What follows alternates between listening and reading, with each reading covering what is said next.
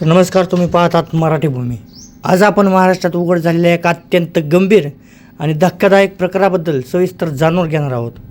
तर अमरावती जिल्ह्यातील परतवाडा आणि अचलपूर परिसरात घडलेल्या या घटनेने संपूर्ण महाराष्ट्र राज्य हादरला आहे।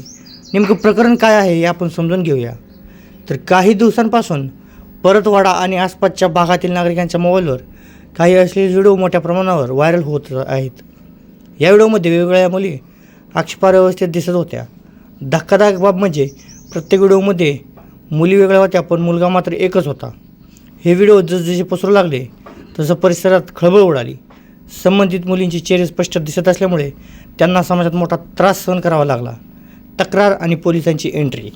या प्रकरणाची गंभीरता लक्षात घेऊन स्थानिक लोकप्रतिनिधींनी पोलिसांकडे धाव घेतली। पोलिसांना एक पेनड्राईव्ह देण्यात आली, ज्यामध्ये मोठ्या प्रमाणावर ते व्हिडिओ असल्याची माहिती समोर आली।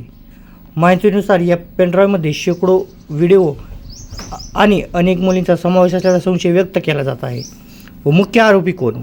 तर या प्रकरणातील मुख्य आरोपी म्हणून 19 वर्षीय युवकाचं नाव समोर आलं। तो शिक्षण घेत असलेला तरुण असून त्याने आपल्या मित्रासोबत मिळून हा प्रकार केल्याचं प्राथमिक तपासात समोर आलं आहे। व घटना कशी घडली? तर तपासात समोर आलेल्या माहितीनुसार आरोपी आणि त्याचा मित्र सोशल मीडियाच्या माध्यमातून मुलींशी संपर्क साधायचे। आधी मैत्री करायची, गोड बोलून विश्वास जिंकायचा, प्रेमाच्या नावाखाली त्यांना जाळ्यात ओढायचं। यानंतर या मुलींनी एका ठिकाणी नेऊन त्यांच्यासमोर खाजगी फोटो आणि व्हिडिओ काढले जात होते।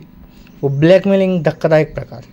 व्हिडिओ तयार केल्यानंतर आरोपी मुलींना धमकवायचे, तुमचे व्हिडिओ व्हायरल करू अशी भीती दाखवून त्यांना ब्लॅकमेल केलं जायचं।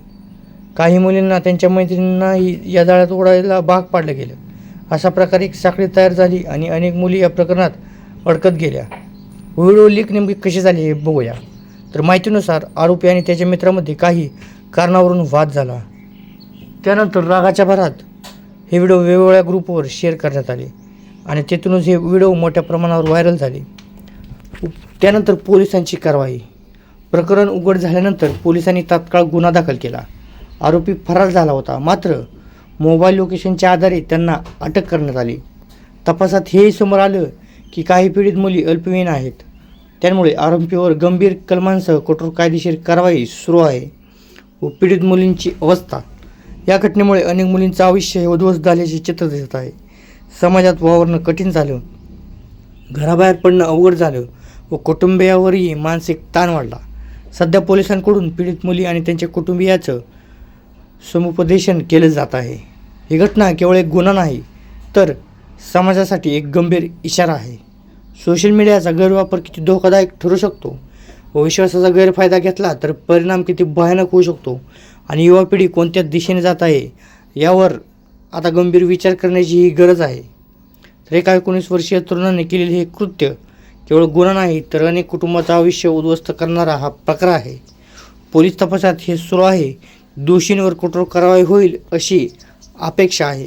तर अशा घटनांना कसं रोखता येईल कमेंटमध्ये एकदा नक्की कळवा आणि अशी सखोल आणि विश्वासार्ह बातम्यांसाठी पाहत राहा मराठी भूमी।